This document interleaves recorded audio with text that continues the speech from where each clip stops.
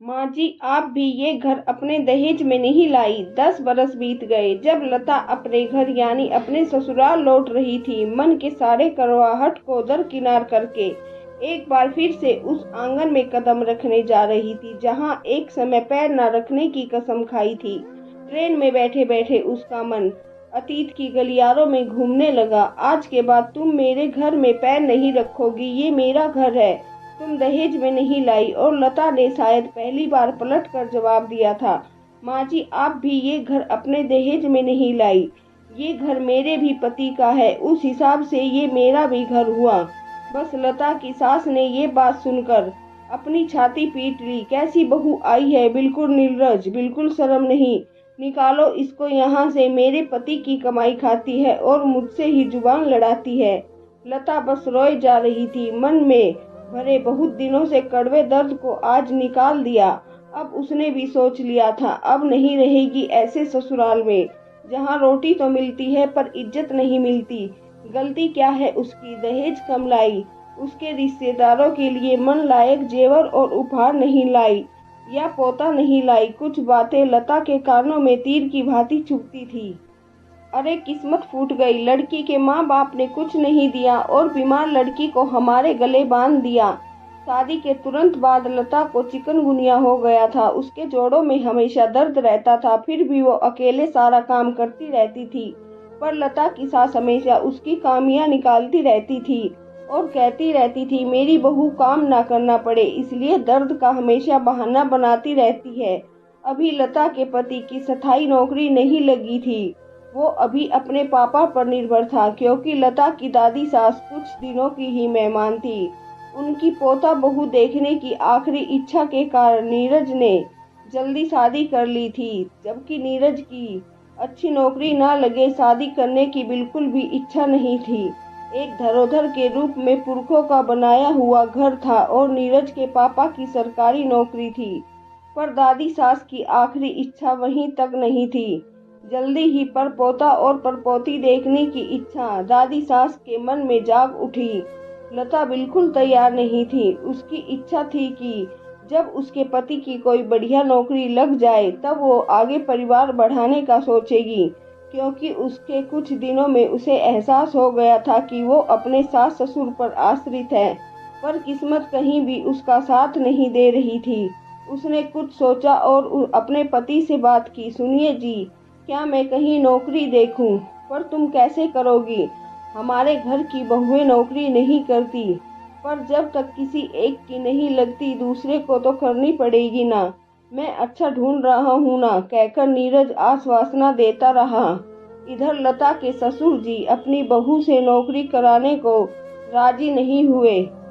लता के पति ने छोटी मोटी नौकरी ढूंढ ली और कुछ समय पश्चात लता का पैर भारी हो गया।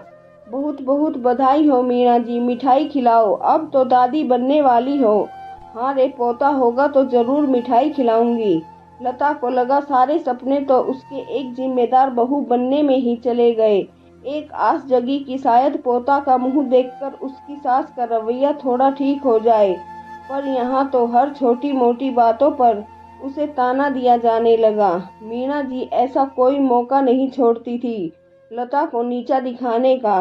उसके कपड़ों से लेकर गहने से लेकर उसके खाने पीने दवा हर चीज का खर्चा गिनाने लगी। नीरज हमेशा उसे चुप रहने को ही कहता रहता था, पर कहीं न कहीं उसके दिल में ये बात खटकती थी कि लता के साथ ज्यादती हो रही है, पर कुछ बोल नहीं पाता था। मीना जी की हिम्मत और बढ़ती गई।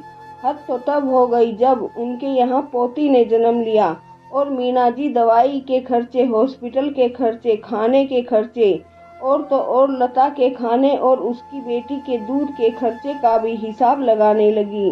एक दिन ऐसे ही लता अपनी बीमार नन्ही सी बेटी को दवाखाने इलाज के लिए ले गई थी। जब लौटी तो आ गई, खुद तो बीमार थी, बेटी भी जनी तो वो भी बीमार निकली। माँ, कैसी बातें कर रही हैं आप? नीरज ने कहा, क्या इसकी बीमारी से कम खर्चा हुआ है जो अब इसकी बेटी में खर्चा करेगा तू? माँ, वो मेरी भी तो बेटी है और आपकी पोती। कैसी है रे तू? मेरे बेटे को मेरे ही खिलाफ भड़का दी, मेरी ही कमाई खाती है और मुझसे। माँ जी, आप लोग हमसे बड़े हैं, इनकी स्थिति आपसे छुपी नहीं है। याद करिए, आपने ही कहा था एक पोते का मुंह बस दिखा दो, बाकी हम संभाल लेंगे। हाँ कहा था, पर पोते के लिए, लड़की के लिए नहीं, वो भी बीमार। इससे अच्छा जन्म लेते ही मर जाती।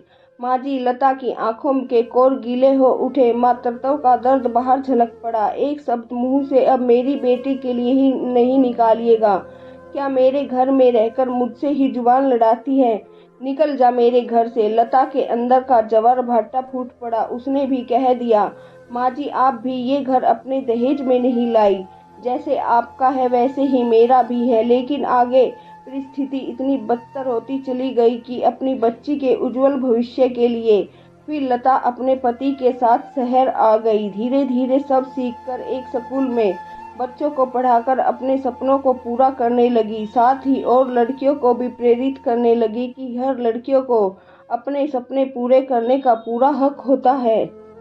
अचानक ट्रेन की रफ्तार धीमी होने से लता के विचारों को भी ब्रेक लगी। मम्मी, हम कब पहुंचेंगे दादी के यहाँ? बस कुछ घंटे और। समय बदल चुका था। लता ने अपना दायां पैर बढ़ाया ही था कि उसे अपना वो दिन याद आ गया जब उसकी सास मीना देवी दौड़कर चावल से भरा कलश ले आई थी। घर की दीवारों पर उसकी हाथों की छाप धुंधली पड़ चुकी थी। आंगन सूना पड़ा था। बरसों पहले लता बैठकर ढेर सारा बर्तन मांजा करती थी। अचानक लता को याद आया, निकल जा, ये मेरा घर है। लता की आंखों में आंसू नहीं थम रहे थे, पर ये तो उसका अपना घर है। पर उसकी आंखें अपनी सास को ढूंढ रही थी। देवर देवरानी अब दूसरी जगह बस चुके थे। अब घर की एकमात्र मालकिन खटिया पर पड़ी थी। घर की दीवारें मानो चीख चीख कर कह रही थी, लता, ये भी तो तुम्हारा अपना ही घर है। मीना देवी अपने शरीर से लाचार हो चुकी थी। लता को देखकर उनकी आंखें शर्म और पश्चाताप से भीग चुकी थी। लता ने दौड़कर अपनी सासू माँ के पैर छुए। मीना देवी के मुंह से बोल फूट पड़े, बहू लता, अब तो छोड़कर नहीं जाएगी ना? मुझे माफ कर दे। देख, मैं बीमार हूँ, मेरे हाथ पैर काम नहीं करते। नहीं जाएगी ना? तभी उसके ससुर जी ने घर के अंदर से गुड़ लाते हुए बोले, बधाई हो नीरज की माँ, तुम्हारी बहू तुम्हारे घर की लक्ष्मी लौट आई है। हाँ जी, मेरे घर की लक्ष्मी लौट आई है, अपने साथ उजाला लेकर। तभी नीरज ने कहा, वो उजाला है कहाँ? तभी उजाला आकर दादी के गले में झूल गई और मीना देवी अपनी पोती पर प्यार लुटाने लगी। 10 बरस के बाद फिर से घर की दीवारें चहक उठी।